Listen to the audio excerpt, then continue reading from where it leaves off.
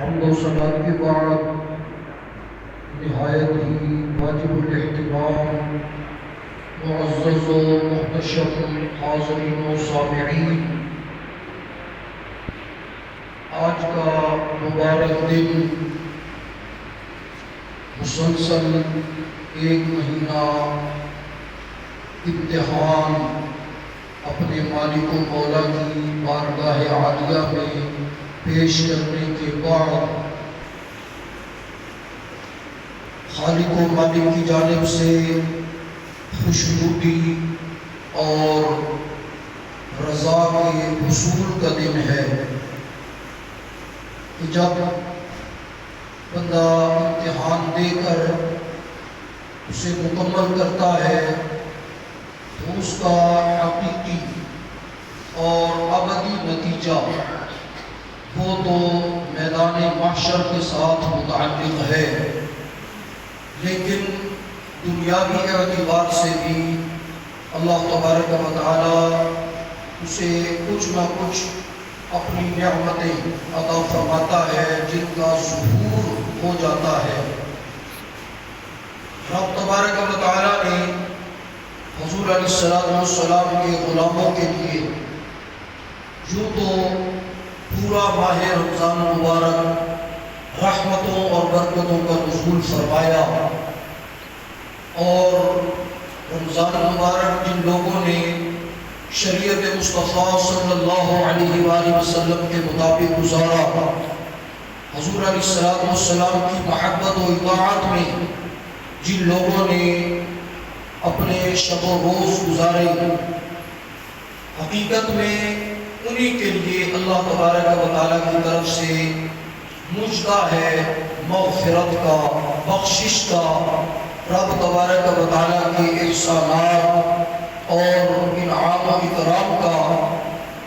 اور احادیث طیبہ میں آقا کریم علیہ السلام نے بڑے واضح الفاظ میں اس یوم کی فضیلت اور اہمیت بیان فرمائی، اور اس مبارک دن میں جہاں اللہ تبارک و تعالیٰ کی طرف سے رضا ملتی ہے، اس کے ساتھ ساتھ یہ اخوت کا دن ہے، آپس میں ایک دوسرے سے ہمدردی کا دن ہے۔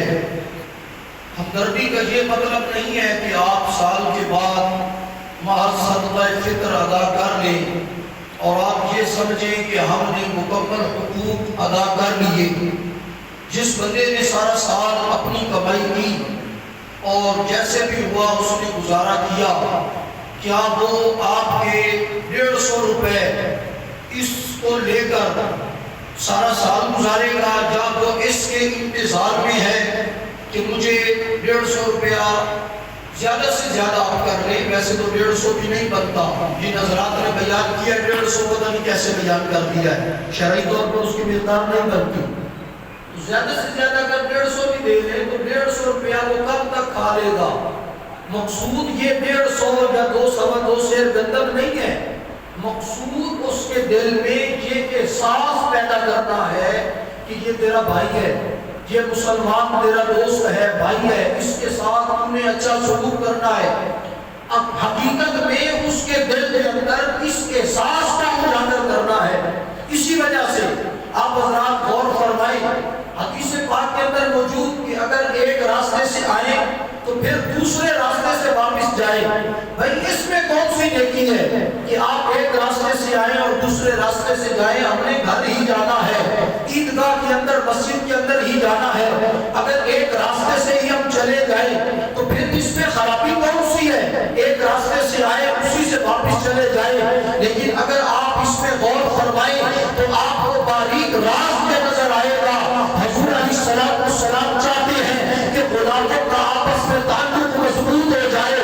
حضور علیہ السلام فرماتے ہیں ایک راستے سے آؤ تاکہ آتے ہوئے جو افراد ہمیں ملے وہ اور دوسرے راستے سے واپس جاؤ تاکہ واپس جاتے ہوئے تمہیں اور دوست احباب ملے، آتے ہوئے اور واپس جاتے ہوئے اور تمہارا ان سے بھی مسافہ معاملہ ہو جائے اور ان سے بھی مسافہ معاملہ ہو جائے۔ رسول اللہ صلی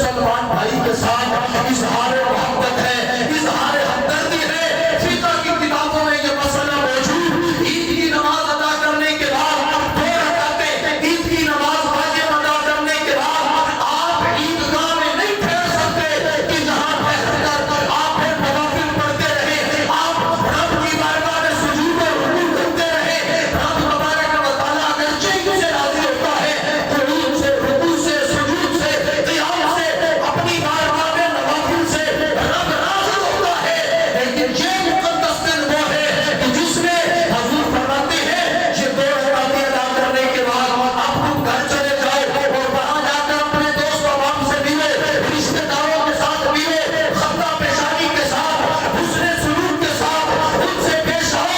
آج کے دن نوافل سے یہ بڑی عبادت ہے جو رب تبارک و تعالیٰ نے تمہارے مقدر میں رکھ دی ہے۔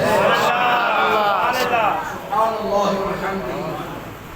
نوافل بلا شبہ بہت بڑی عبادت ہے، اللہ کا قرب ملتا ہے، لیکن آج قرب کا ذریعہ اور ہے، آج قرب خدا بندی کا ذریعہ اور ہے، آج رسول اللہ صلی اللہ علیہ وسلم کے قرب کا ذریعہ اور ہے۔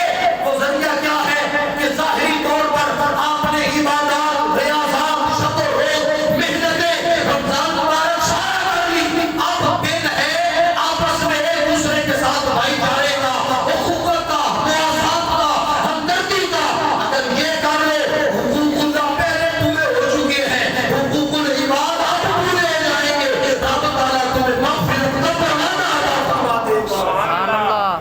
میرے آقا کریم علیہ السلام نے اس مبارک دن کے حوالے سے جو کچھ ارشاد فرمایا، احادیث طیبہ بھری پڑی ہیں، لیکن سارا تو وقت نہیں، میں چاہتا ہوں 1-2 جملے میں آپ کے سامنے پیش کر دوں تاکہ آپ کو اندازہ ہو جائے کہ اس مقدس دن کی عزت اہمیت کیا ہے۔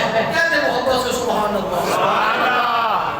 میرے آقا کریم علیہ السلام ارشاد فرماتے ہیں اذا قامت غداۃ الفطر بعث اللہ عز وجل الملائکۃ فی کل بلاد۔ حضور فرماتے ہیں جب شب فطر کی صبح ہوتی ہے، جب شب فطر کی صبح ہوتی ہے، اللہ تبارک و تعالیٰ اپنے فرشتوں کو بھیجتا ہے، فرشتے تو رمضان المبارک کے اندر بھی آئے، فرشتے تو جمعہ المبارک کے دن میں بھی آئے، فرشتے تو شب قدر میں بھی آئے، فرشتے تو اور ایام کے اندر بھی آتے ہیں، لیکن آج ان کے آنے کا انداز اور ہے۔ حضور علیہ السلام ارشاد فرماتے ہیں اللہ تعالیٰ فرشتے کو بھیجتا ہے، حضور کی طرف بھیجتا ہے، فرمایا فی کل بلاد، سارے شہروں کے اندر، ہر علاقے کے اندر اللہ تبارک و تعالیٰ فرشتے کو بھیجتا ہے، فَيَحْبِطُونَ إِلَى الْأَرْضِ، فرشتے بارگاہ عزت سے رب تبارک و تعالیٰ کی بارگاہ سے نیچے زمین کی طرف تشریف لاتے ہیں۔ يَحْبِطُونَ إِلَى الْأَرْضِ، فرشتے رب تبارک و تعالیٰ کی رحمت کا مظہر ہے، رب کے انوار و تجلیات کا مظہر ہے، فرشتے حاکم حاکمین کی طرف سے تفضل اور احسان کا مظہر ہے۔ جب فرشتے نازل ہوتے ہیں، صرف فرشتے نہیں آتے، اپنے ساتھ بے حد و بے حساب رحمتیں لے کر اترتے ہیں، بے حد و بے حساب رحمتیں لے کر فرشتے نازل ہوتے ہیں، اور پھر کدھر جاتے ہیں؟ سبحان اللہ۔ میرے آقا کریم علیہ السلام ارشاد فرماتے ہیں فَيَحْبِطُونَ إِلَى الْأَرْضِ، زمین کی طرف وہ اترتے ہیں، زمین میں اترنے کے بعد فَيَقُومُونَ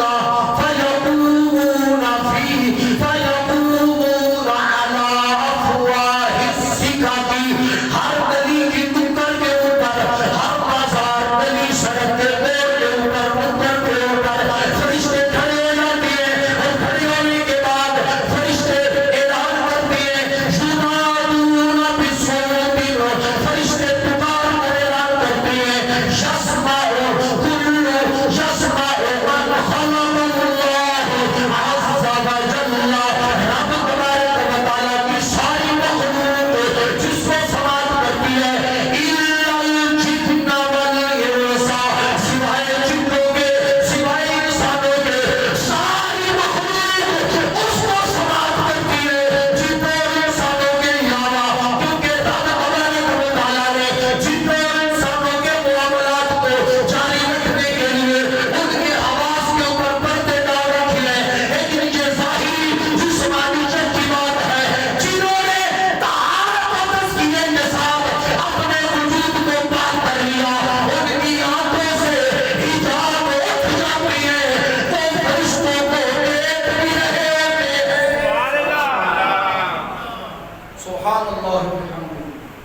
عید کے دن سبحان اللہ کہنے کا ثواب زیادہ ہوتا ہے. سبحان اللہ. وہ دیکھتے بھی ہیں اور سنتے بھی ہیں. بطور مثال میں ایک اشارہ دے دیتا ہوں. حضرت اسید ابن حضیر حضور کے صحابی ہیں. مشکوٰۃ شریف میں حدیث پاک موجود ہے. فرماتے ہیں ایک رات میں تلاوت کر رہا ہوں اور میرا بچہ پاس ہی سویا ہوا ہے, قریب گھوڑا بندھا ہوا ہے. میں تلاوت شروع کرتا ہوں, اچانک میرا گھوڑا بھٹکنے لگ گیا. میں نے اوپر دیکھا تو روشنیاں نور مجھے نظر آیا.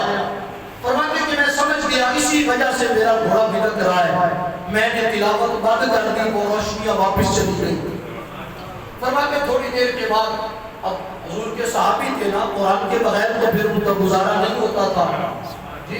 قرآن شریف کی تلاوت تو پھر ان کی رگ کے اندر بسی ہوئی تھی. دوبارہ پھر تلاوت شروع کرتی ہے, پھر روشنی آتی ہے, پھر گھوڑا بھٹکنے لگتا ہے. فرماتے ہیں کہ مجھے پھر خطرہ ہوا کہ کہیں گھوڑا میرے بچے کو روک نہ ڈالے. 3-4 مرتبہ ایسے ہی ہوا.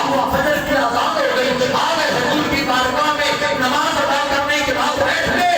میرے آقا کا طریقہ مبارکہ تھا, حضور علیہ السلام نماز ادا فرمانے کے بعد غلاموں کی طرف منہ کر کے حضور فرماتے تھے, پوچھو کچھ پوچھنا چاہتے ہو, رات تم نے کوئی خواب دیکھا ہے, کوئی معاملہ ہے, بات سمجھ میں نہ آئی ہے, مجھ سے پوچھ لو.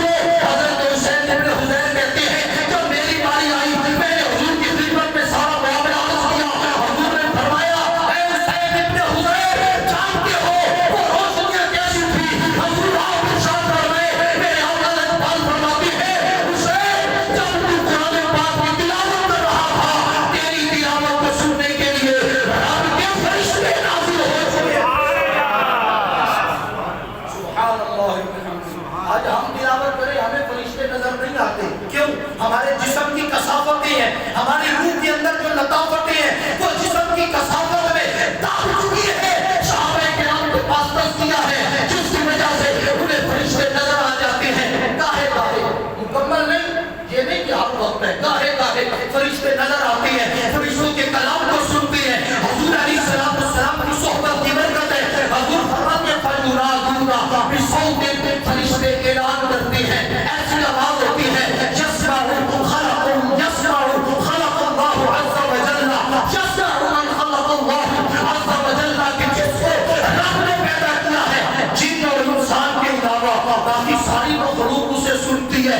ایک لمحے کے لیے رکنا ذرا, آنکھیں میٹھی ایک بات میں کرنا چاہتا ہوں. حضور فرماتے ہیں انسان نہیں سنتے, جن نہیں سنتے. بھائی جن سنتے نہیں, انسان سنتے نہیں, تو حضور نے یہ باتیں بتائی کیسے؟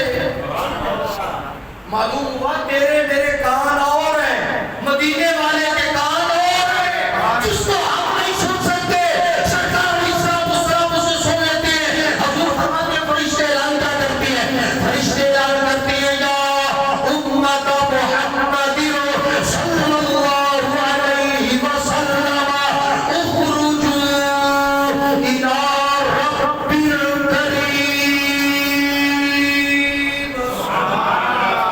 حضور فرماتے ہیں فرشتے اعلان کرتے ہیں محمد رسول اللہ صلی اللہ علیہ وسلم کی امت, نکلو اپنے کریم رب کی جانب, اخرجوا الی رب الکریم, کریم رب کی جانب نکلو. یعطی الجزیل, جو ثواب بڑا بھارا عطا فرماتا ہے, بہت بڑا ثواب عطا فرماتا ہے. ہمارے گناہ کدھر گئے؟ حضور فرماتے ہیں شافوا عن العظیم. رب تعالیٰ جب بہت بڑا ثواب دیتا ہے نا تو پھر بڑے بڑے گناہ بھی معاف فرما دیتا ہے. بڑے بڑے گناہ, کیونکہ جب کسی سے سلو ہو جائے نا پھر اس کی پچھلی نہیں دیکھی جاتی.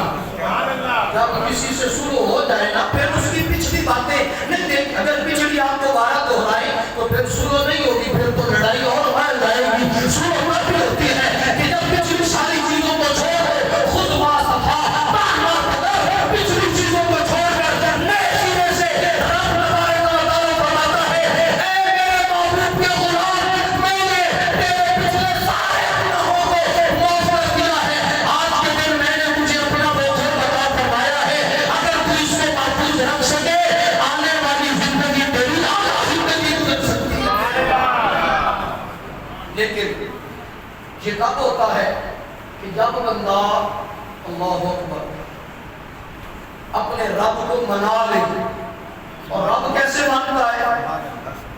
رب کیسے مانتا ہے؟ محض چمکیلے بڑکیلے کپڑے پہننے سے نہیں. صوفیاء فرماتے ہیں لیس العید لمن لبس الجدید انما العید لمن خاف الوعید. عید اس کی نہیں جس نے نئے کپڑے پہن لیے. عید تو حقیقت میں اس کی ہے جو رب تبارک و تعالیٰ کی وعید سے ڈر گیا.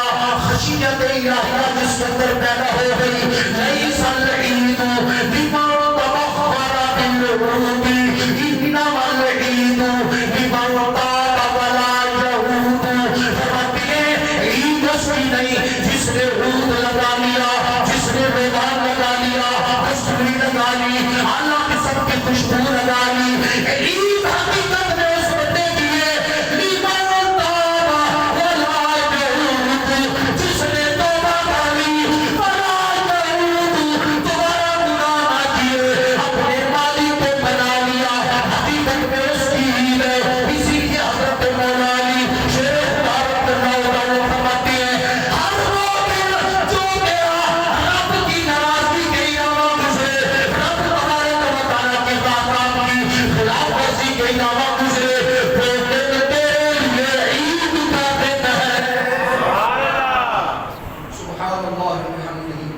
آج کے دن اپنے ان مسلمان بھائیوں کے لیے بھی دعا کریں خلوص نیت سے کہ جو فلسطین کے اندر مسجد اقصیٰ کے پرو و جوار میں اسلام کی سربلندی کے لیے, اسلام کی بقا کے لیے اپنی جانوں کے نذرانے پیش کر رہے ہیں.